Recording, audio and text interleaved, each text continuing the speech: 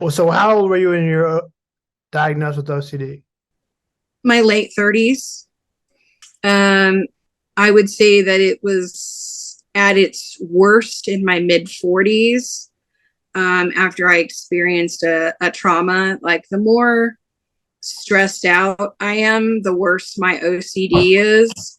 Um, I'm not sure if it's because I feel like I'm losing control, and OCD is a way to obsessive compulsive is a way to control my environment. But the more stressed I am, the worse my OCD is. And I do want to reiterate, my OCD is very mild to moderate. Some people have it at a very debilitating level. And I have a lot of compassion for people that have severe OCD. I do. I'm I'm definitely a functional person. I still go to work. I still have a home. I'm still married. I still have friends. I drive.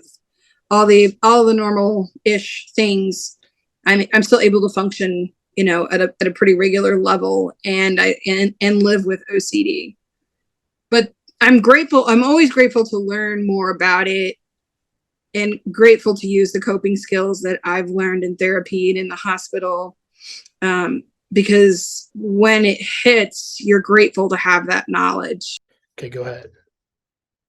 Um, when I first really started having severe compulsive hand washing, I would wash my hands until they bled.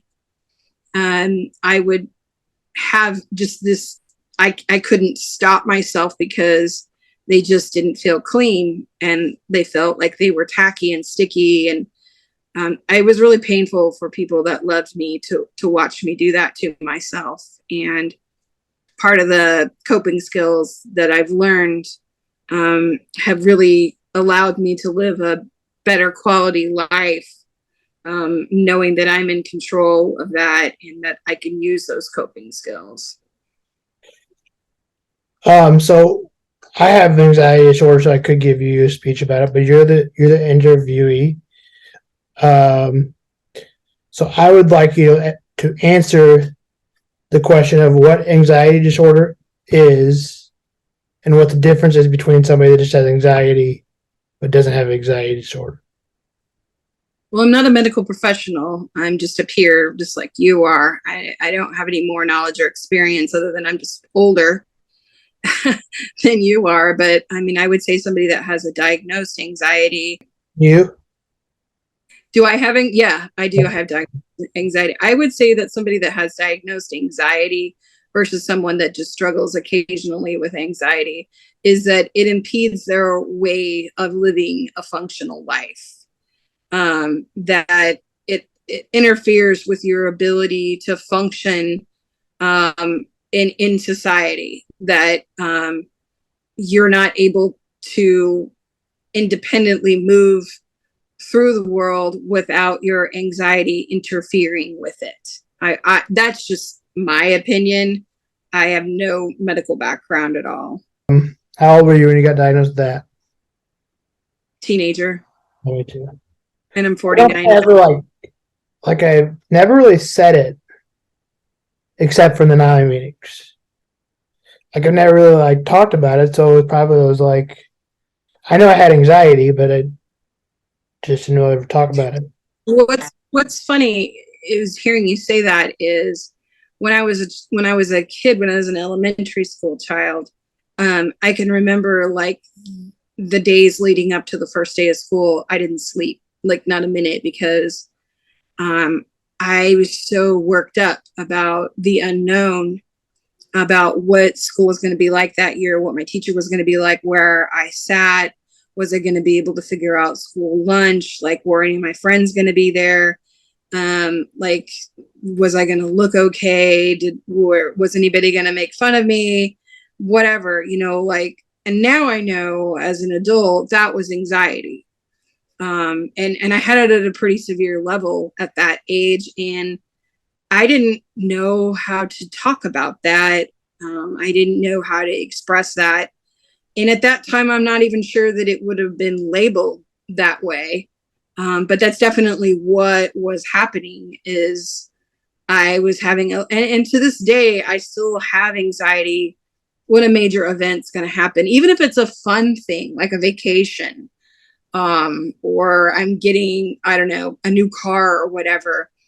Even if it's something really good, if it's a change in particular with myself or my family, I have a lot of anxiety associated with that because of the quote unquote unknown.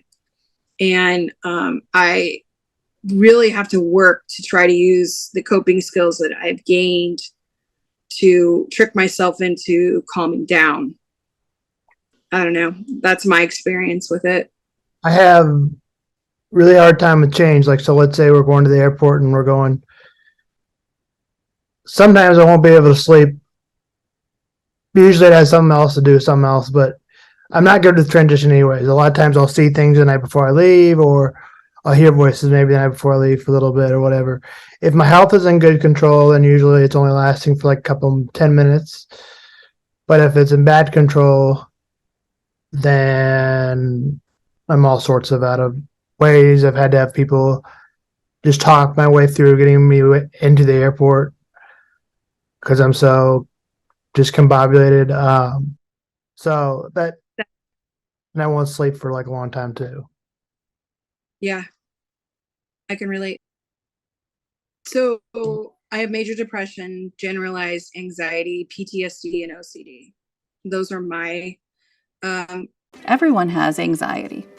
Anxiety is a normal biological response to perceived threat, but our body's way of protecting us from danger can sometimes backfire and interfere or impair our daily lives. Hi, I'm Dr. Pamela Wiegards, psychologist and associate director of ambulatory psychology at Brigham and Women's Hospital.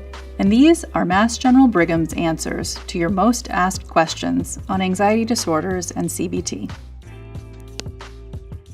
Is there more than one type of anxiety disorder? There are actually several types of anxiety disorders, including generalized anxiety, panic disorder, specific phobias, and social anxiety disorder. I like to explain generalized anxiety as future-oriented, what-if thinking, with worries about a number of life areas and fear of catastrophic future outcomes. Whereas with panic disorder, someone will have unexpected and repeated episodes of intense fear accompanied by physical symptoms like racing heart or shortness of breath, and perhaps sweating. In phobias, certain situations or objects like elevators, airplanes, snakes, or even simple medical procedures can cause strong fear and avoidance. And finally, social anxiety is when fear arises from everyday social interactions or performance situations, resulting in anxiety, fear of embarrassment, or negative evaluation by others.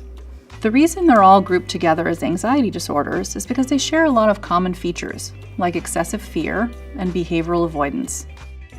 How do you treat anxiety disorders? One of the gold standard treatments for anxiety is CBT. CBT is a form of psychotherapy based on the idea that our thoughts and behaviors impact how we feel. With these strategies, we can learn how to cope better and manage anxiety more effectively. Anxiety is a protective response when we need it, so we're not trying to eradicate anxiety here. We're just trying to figure out how to manage it more effectively and to keep it in that range where anxiety is actually useful and helpful and not interfering with life. How does CBT work? CBT is different from traditional talk therapy.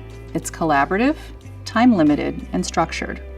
You and your therapist are working together to identify patterns in your thoughts and your behaviors that are contributing to anxiety. From there, you can develop skills to change these problematic patterns.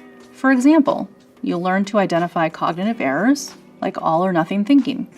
This is where someone sees events as either good or bad, perfect or awful, with no shades of gray in between.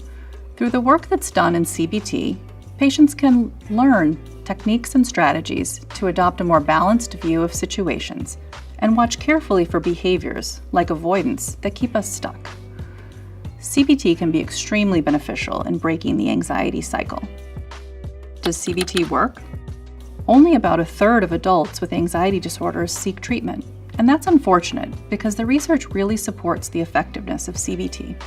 Many studies have shown that CBT improves symptoms of anxiety and has lasting positive effects on everyday functioning and quality of life.